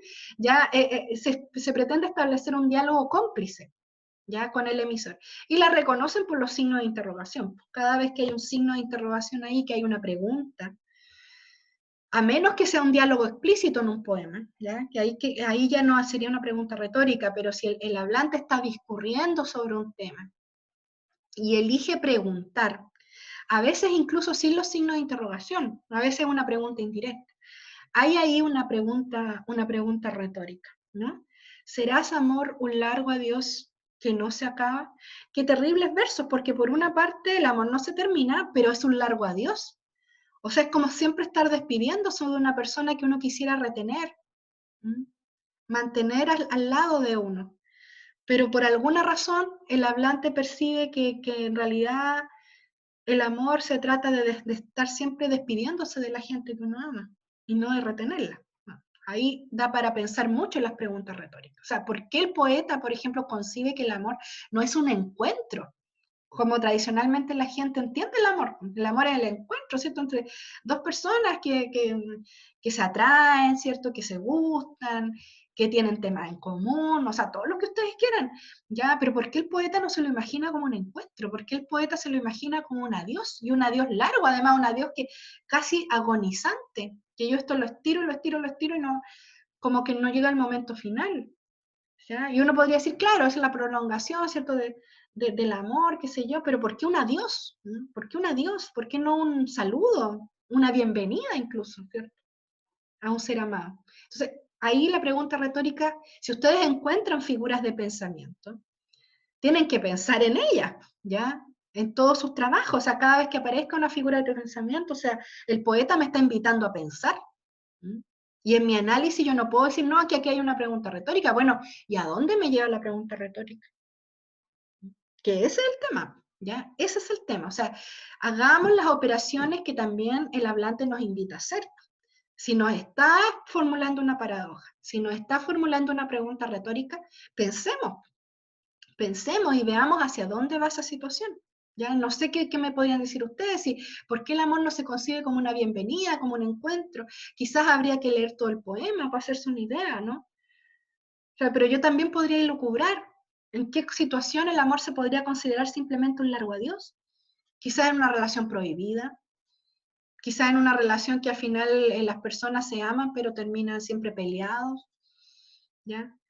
O como dice por ahí la canción de Rafael, siempre estás diciendo que te vas, ¿no? Que uno manipula al otro psicológicamente diciéndole que se va a ir, ¿ya? O sea, qué sé yo, aquí como podríamos decir hoy en día las relaciones tóxicas, ¿no? A lo mejor son como un largo adiós que no se acaba. Y a lo mejor la pregunta dice, bueno, yo quiero que se termine, pero también que no se termine, ¿no? Esa contradicción dentro de los mismos sujetos que a veces puede ser que una relación nos haga mal, pero que no nos atrevemos a dejar ir. ¿Mm? Entonces, fíjense para todo lo que da la pregunta, ¿no? Para pensarla, para darle la vuelta, la tuerca y qué es lo que está diciendo el hablante, ¿ya? Y aquí hay más preguntas retóricas. ¿Por qué este inquieto y abrasador deseo? Dice el poeta romántico español José Espronceda. O sea, ¿de dónde viene el deseo, se fijan? ¿Por qué es tan inquieto, tan abrasador? ¿Por qué no puedo olvidarme del deseo? Para pensar. Y aquí tenemos estos versos de nuevo de Neruda, ¿no? Áspero amor, violeta coronada de espina. Bueno, aquí hay un montón de otras figuras. Ustedes van a empezar a reconocerlas, yo creo. Áspero amor, violeta coronada de espinas. Todos adjetivos sobre el amor. Matorral entre tantas pasiones erizado. Lanza de los dolores. Corola de la cólera. Que hay una figura, si ustedes se fijan, de sonido. Corola de la cólera. ¿Por qué caminos? ¿Y cómo te dirigiste a mi alma? ¿Cómo llegó el amor a mí? O sea, ¿cómo fue que me enamoré? Y entonces sigue preguntándole al amor, ¿se fijan? ¿Por qué precipitaste tu fuego doloroso? O sea, ¿por qué me dueles tanto? De pronto, entre las hojas frías de mi camino. O sea, esto de la hoja fría de mi camino podría ser cualquier cosa, digamos, a lo mejor el hablante está diciendo que él era una persona completamente objetiva, digamos, que a lo mejor era una persona que funcionaba con meta, y de repente llega esto, ¿cierto? Y lo sacude completamente. Y entonces dice, ¿quién te enseñó los pasos que hasta mí te llevaron? ¿Qué flor, qué piedra, qué humo mostraron mi morada? O sea, ¿cómo supiste dónde vivía yo? Y me fuiste ahí a causar este tremendo dolor, ¿no? Porque dice que el amor es áspero, que es una violeta que ustedes saben que no tiene espinas. La violeta es una flor que no tiene espinas. Pero resulta que esta es una violeta especial que solo existe en la lengua. Y que es una violeta que se corona con espinas. Entonces es una tremenda imagen del amor como una instancia tremendamente dolorosa, cruel incluso, ¿cierto? Lanza de los dolores, fíjense. Lanza de los dolores. O sea, ustedes conocen las lanzas, ¿cierto? Y entonces, esto que en el fondo, como quizá una figura retorcida un poco del cupido que te lanza la flecha, ¿cierto? O sea, me pegaron un lanzazo, digamos, no en el sentido de que me robaron en el centro, sino que algo me atacó de una manera tremenda y me causa un dolor que no sé qué hacer, digamos. ¿Ya?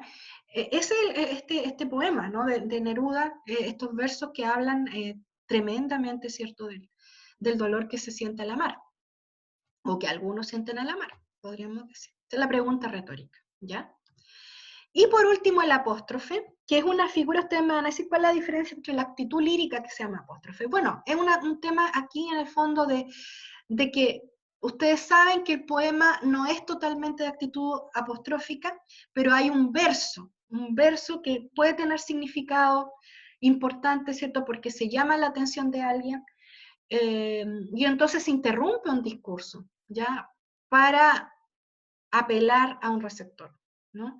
Da lo mismo si está vivo o muerto ese receptor, si existe o no existe, ¿ya? Incluso puede ser un objeto o un concepto, ¿ya? Así como Neruda está aquí hablándole al amor, ¿ya? Pero claro, aquí toda la actitud lírica del poema es apóstrofe. Pero cuando el apóstrofe aparece así como en un verso señalado, habría que considerarlo una figura nomás y no una actitud, ¿ya? Aquí, por ejemplo, ¿no?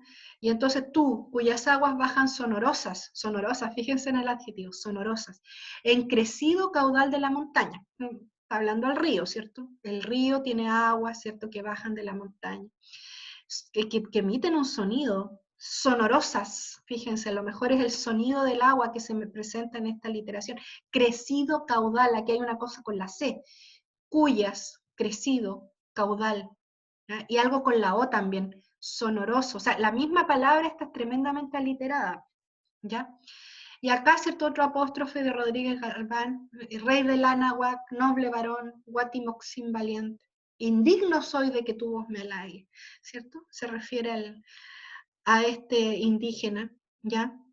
Y entonces, bueno, esas son las figuras que yo les quería presentar, son 35, hay muchas más, pero considero que un buen profesor de lenguaje, si maneja estas 35, va a manejarse bien, ¿ya?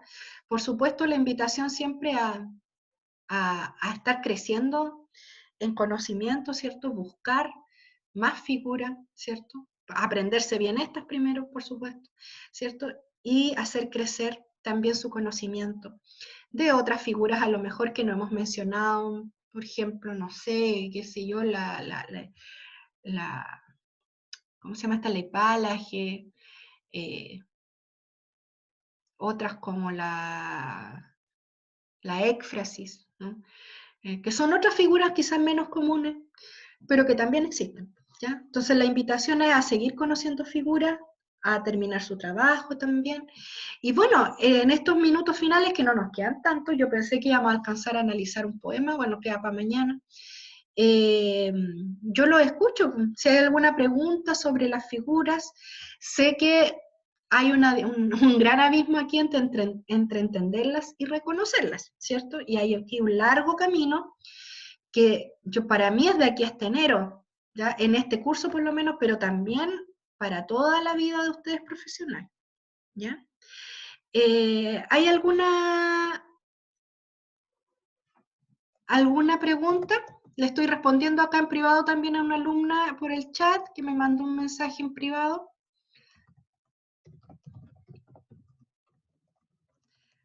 Los escucho mientras contesto este mensaje.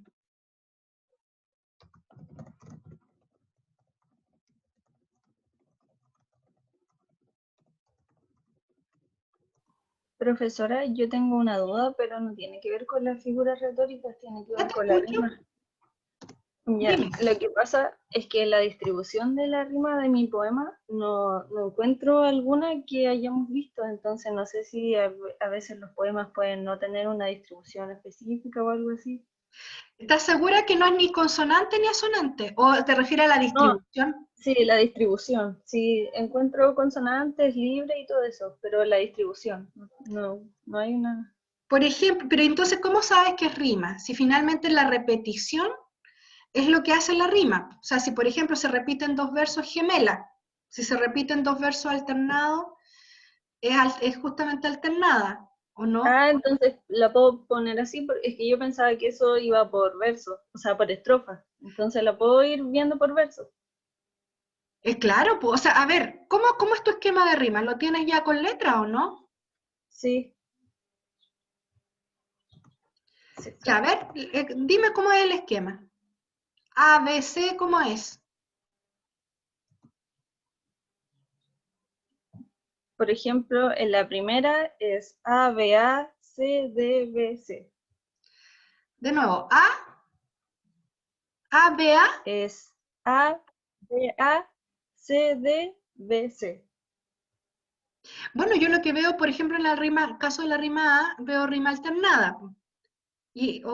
Claro, y después tú repites A, B, A, C, B o C, D, D de dedo o B de beso. D de dedo. D de dedo, C de C. Yo lo que veo es rima alternada ahí, pues. La rima sería la A y luego la que tú dices la C, pero me intriga el verso B y el verso D si realmente tienen su correspondencia en el poema. O sea, ¿hay un verso también B o hay un verso que también sea D? Porque si no hay, significa esos versos no son rimados, pues son versos libres. Y entonces habría que poner A, Sí, guión es A. que tiene